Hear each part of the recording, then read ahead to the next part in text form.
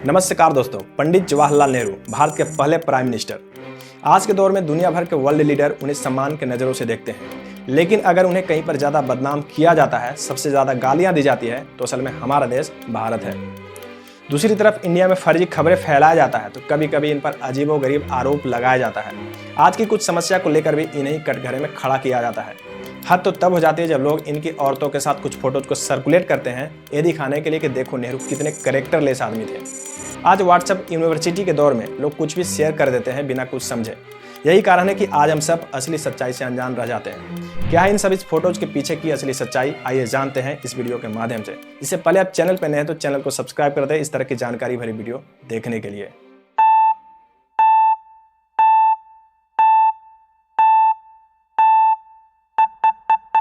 साल था 1955 जब नेहरू जी एरोप्लेन में बैठकर लंदन जाते हैं। लंदन में उनका प्लेन लैंड करता है। इसके बाद सीढ़ियों से उतरकर नीचे आते हैं।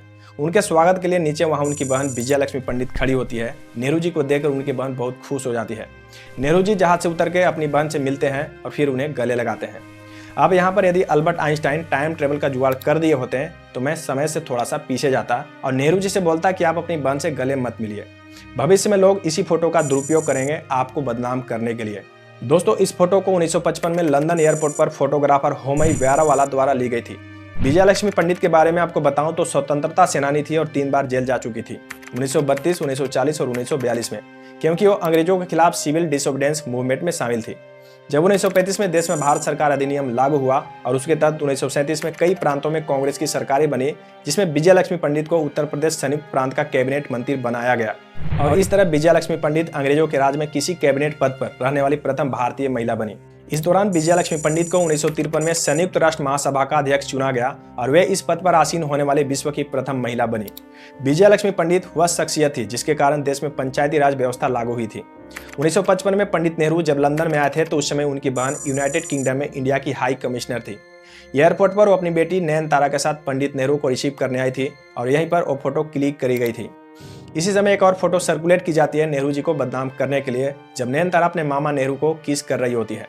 मुझे नहीं लगता इस फोटो में कोई आपत्तिजनक सीन है, क्योंकि वही प्यार है जो एक पिता अपने बेटी से जताता है, एक माँ अपने बेटे से। अब अगर अगली फोटो पर आऊं तो ये फोटो काफी इंटरेस्टिंग है। दरअसल मार्च 1947 में लुईस माउंटबेटन को इंडिया का वायसराय नियुक्त किया गया था। वो अपनी पत्नी एडविना और 17 साल की बेटी पामिला के साथ भारत आए थे।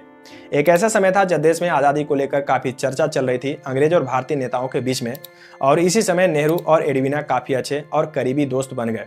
एडविना की 17 साल की बेटी पामिला ने नेहरू और एडविना के कई चिट्ठियों का गहन अध्ययन किया है और उस पर एक किताब भी पब्लिश करी थी कुछ सालों में। इसी किताब में पामिला ने क्लियर किया है कि नेहरू और एडविना एक अच्छे दोस्त तो हैं, लेकिन उनके बीच में कोई फिजिकल रिलेशन नहीं है।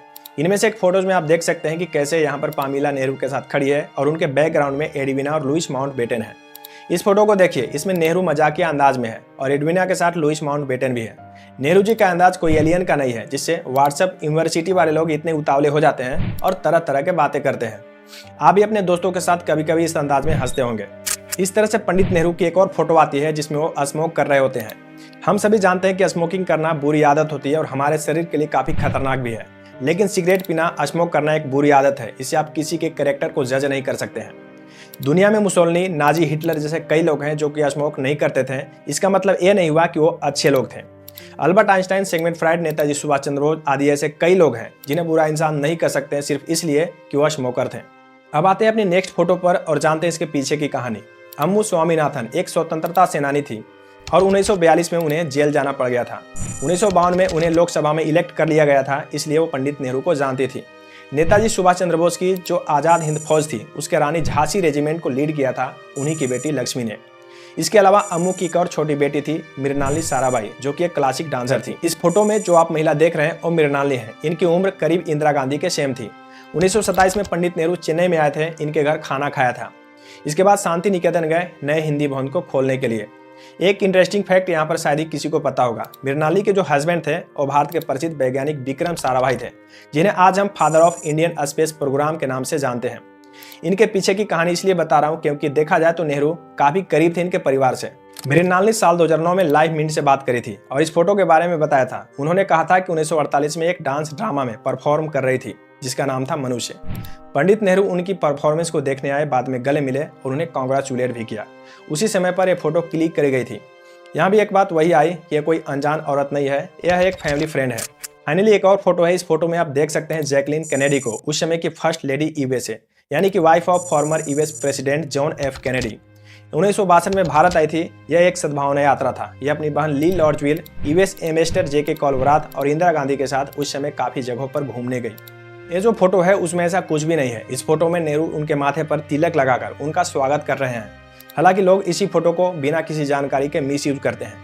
ओवरऑल इन सारी फोटो को अगर देखा जाए तो कुछ भी गलत नहीं था, कुछ भी सीक्रेटिव नहीं था। ये सारे फोटो किसी न किसी एक बड़े पब्लिक इवेंट में ली गई थी। लेकिन एक चीज यहाँ पर सामने आता है कि किसी ने इन फोटोज को कंपाइल किया, जानबूझकर नेहरू को बदनाम करने के लिए झूठ फैलाया। लेकिन हैरानी यह है कि लोग पढ़े लिखे होने के बाद भी इस तरह के फेक मैसेजेस को वायरल करते हैं, एक दूसरे के पास शेयर करते हैं। तो दोस्तों वीडियो कैसी लगी कृपया कमेंट कीजिए और कमेंट के माध्यम से आप जवाब जरूर दीजिए। मिलते हैं नई वीडियो के साथ, तब तक के लिए धन्यवाद।